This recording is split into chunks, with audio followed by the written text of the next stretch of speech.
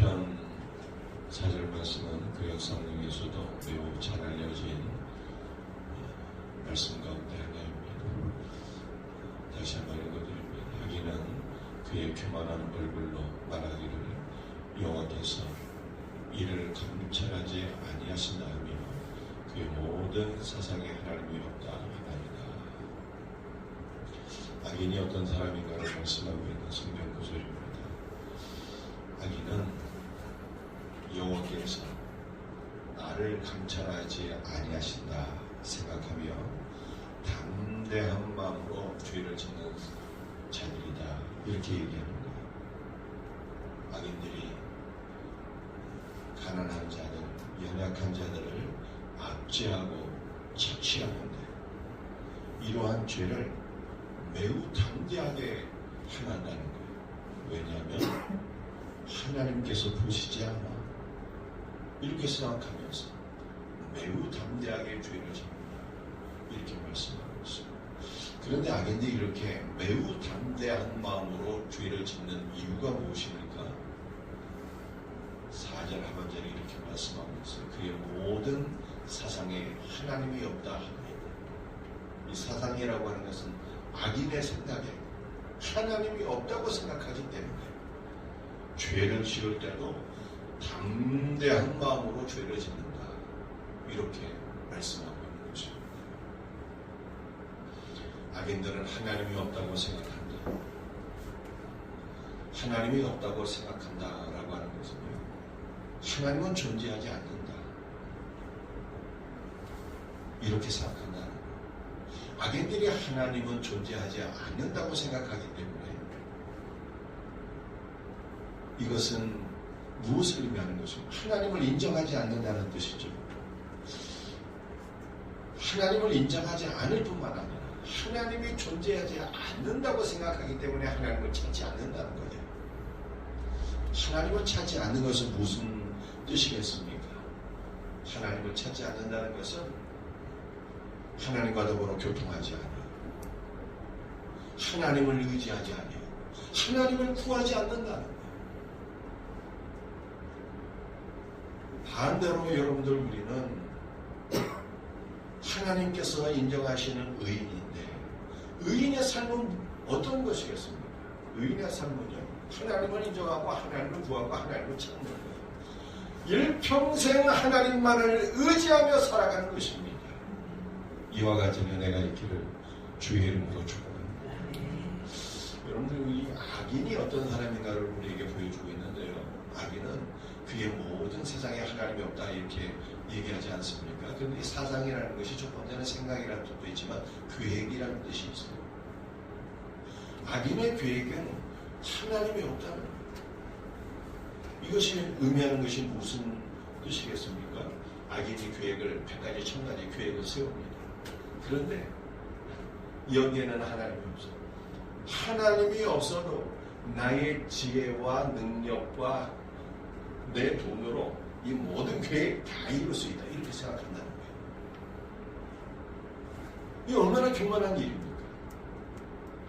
악인은 계획을 100가지 1000가지 세우는데요, 이 모든 계획의 중심에는 내가 자리 잡고 있어서 이 모든 계획의 궁극적인 목적은 내가 드러나고 내가 나타나고 내가 영광을 받는 것이다, 이 뜻이에요. 이 얼마나 악한 일입니까? 여러분들, 우리가 양초에 많은 계획들을 세우셨는 줄 믿습니다. 우리의 계획에는 누가 있어야 되는 거예요? 하나님이 계셔야 되는 거예요. 올해 내가 10가지 계획을 세웠는데 한 가지라도 내 능력으로 이룰 수 있는 것이 없습니다. 주님의 능력으로 이루어지도록 나를 도우소서, 이렇게 기도해야 됩니다. 그리고 이 모든 10가지 100가지 계획들을 중에서 내가 아니라 주님이 드러나고 주님 영광 받으소서, 우리는 이렇게 사모하며 기도해야 되는 것입니다. 그러므로 우리는 어떻게 살아야 되는 것일까? 악인은 하나님의 존재를 인정하지 않습니다. 하나님을 구하고 찾지 않아요. 악인의 계획에는 하나님이 없어야 나만 있는 것이죠. 그러므로 우리는 어떻게 살아야 되는 것입니까?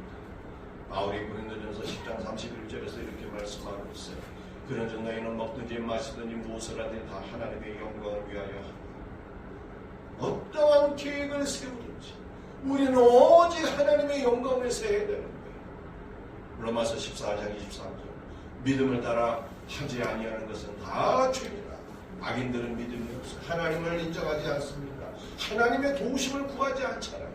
그러나 우리는 어떠한 계획을 세우든지 하나님의 존재를 인정하며 하나님의 도우심을 구하고 찾고 그를 의지하는 믿음으로 우리가 살아야 된다는 뜻입니다. 믿음이 없이 하는 것, 하나님의 도우심을 구하지 아니하고 하는 모든 것이 다 죄라. 바울이 이렇게 말씀한 것입니다. 여러분들 악인들은 하나님의 존재를 인정하지 않고 하나님을 찾지 않잖아요. 그러면 우리는 무엇을 구하고 찾아야 되는 것입니까? 구하라 찾으라 문을 두드리라 이렇게 말씀하고 있는데 우리가 구하고 찾을 것은 무엇입니까? 그것은 바로 우리의 생명이신 주 예수 그리스도 그분을 구하고 그분을 찾아야 된다는 거예요. 그분을 얻는 것이 나에게 생명인 것입니다. 오늘 본문 마지막 말씀 17절 말씀 함께 말씀을 같이 읽도록 합니다.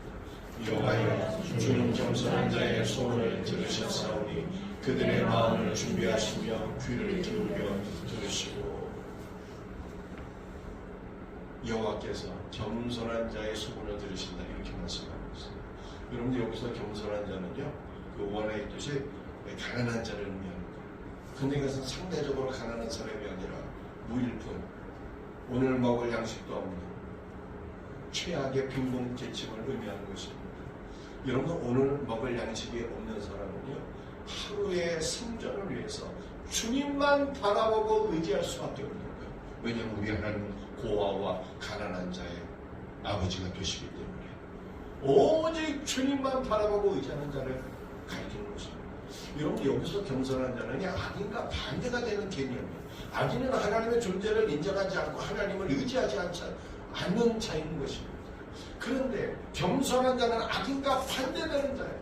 오직 하나님만 바라보고 그를 의지하는 자가 겸손한 자입니다. 이것이 바로 마태복음 5장에서 주께서 말씀하신 신명이 가난한 자를 의미하는 거예요. 여러분들 우리는 어떤 사람이 되어야 하는 것입니까? 이 말씀을 우리에게 적용하게 되면 우리는 물질이 있든지 없든지 가난하든지 부하든지 하나님만 바라보고 의지하는 존재가 되어야 하는 것입니다. 이것이 바로 성경에 말씀하고 있는 겸손한 자. 그런데 이 겸손한 자에게는 하나님께서 어떤 은혜를 베풀어 주십니까? 겸손한 자의 소원을 들으신다잖아요. 소원. 우리 예수님께서 참으로 겸손하여 주님만 바라보고 의지했던 소경 바디메오의 소원을 들으셨어요. 바디메오가 예수님께서 지나가신다는 소식을 듣고 예수님을 간절히 구하고 찾았습니다.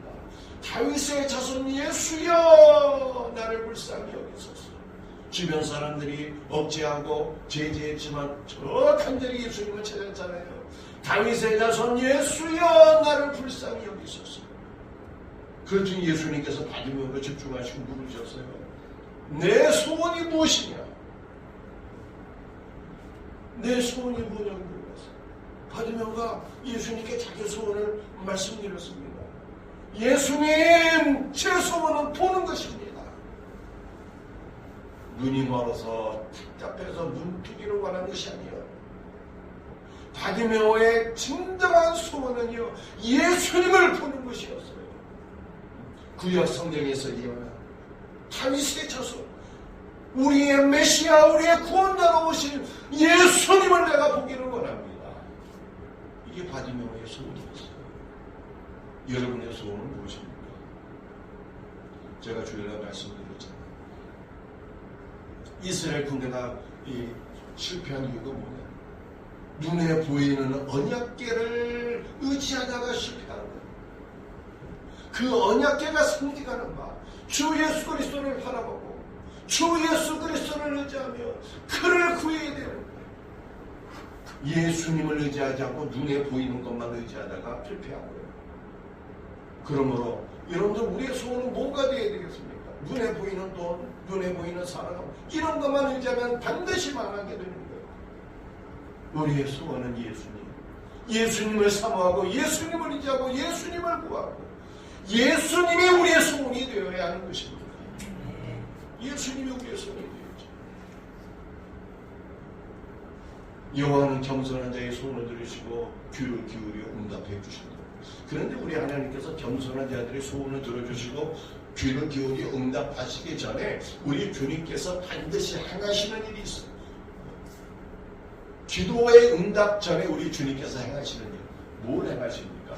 그들의 마음을 준비하시고 그 다음에 귀를 기울여 들어주십니다. 우리의 마음이 준비가 되어 있어야지 기도의 응답이 온다 이 뜻이에요. 여러분들 우리 주님께서 우리의 마음을 준비시켜주세요. 여러분들 우리의 마음이 어떻게 되어야 하는 것입니까? 우리의 마음은요, 예수님, 나는 예수님이 없으면 살 수가 없는 죄인이에요. 나는 예수님이 없으면 안 돼요. 우리의 마음이 이렇게 준비가 돼요. 물자는 거기는 혹시 산다 해요. 예수님 없는 내 인생 어떻게 내가 살 수 있겠습니까? 예수님 나를 불쌍히 여겨주세요. 예수님 나를 붙잡아 주세요. 예수님과 함께하게 하옵소서. 우리의 마음은 이렇게 되어 있는 거예요. 그래서 베드로가 예수님께 이렇게 고백했잖아요. 영생의 말씀이 주께 있사오니 내가 도대체 어디로 가겠습니까? 예수님이 나의 생명이에요. 이렇게 베드로가 고백합니다. 사랑하는 성도, 우리의 마음이 예수님께 다 고정되어 있어야 돼요. 세상 것에 흔들려 그냥 이리저리 방황하고 살면 안 돼요. 우리의 마음이 예수님께 다 고정되어 있어서 예수님만 바라보고 예수님만 의지하고 예수님만 구하고 예수님, 나는 예수님 없으면 살 수가 없는 죄인이에요.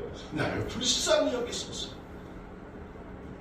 이렇게 우리의 마음이 준비되어 있을 때 우리 주님께서 우리의 마음의 중심을 보시고 거룩한 임재를 허락하시며 우리를 온전한 믿음의 사람으로 세우시고 하나님의 영광을 위하여 쓰임받게 하신다라고 하는 뜻입니다. 이 놀라운 은혜가 우리에게 있기를 주의 이름으로 축복합니다. 말씀을 마치겠습니다. 악인은 하나님의 존재를 인정하지 않고 하나님께 관심이 없고 하나님을 의지하지 않고 하나님을 구하지 않는 자들이에요. 악인의 계획 속에는 하나님이 없어요. 그러므로 우리는 어떻게 살아야 돼요? 주님만 인정하고 주님만 의지하고 주님만 구하고 우리의 모든 계획은 하나님의 영광, 이것이 되어야 됩니다. 오늘 이와 같은 마음으로 기도하고 은혜받는 주의 거룩한 임재를 체험하는 복된 성도들 되기를 주의 이름으로 축복합니다. 기도하시겠습니다. 주 예수님, 불쌍히 여기소서. 우리는 예수님이 없으면 안 되는 존재들입니다. 예수님을 사랑합니다. 예수님을 의지합니다. 예수님을 구하고 찾습니다. 우리의 소원은 예수님 보는 것입니다. 우리의 소원은 예수님으로 충만한 것입니다.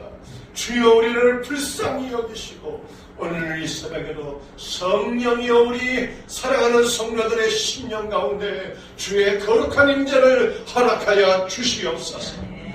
모든 것을 감사합니다. 특별히 우리 자녀들이 주님 만나기를 원합니다. 우리 주일학교 학생들 다음 세대가 예수님 만나는 복된 은혜가 있기를 소원합니다. 은혜를 베풀어 주시옵소서. 예수님의 이름 받들어 기도합니다.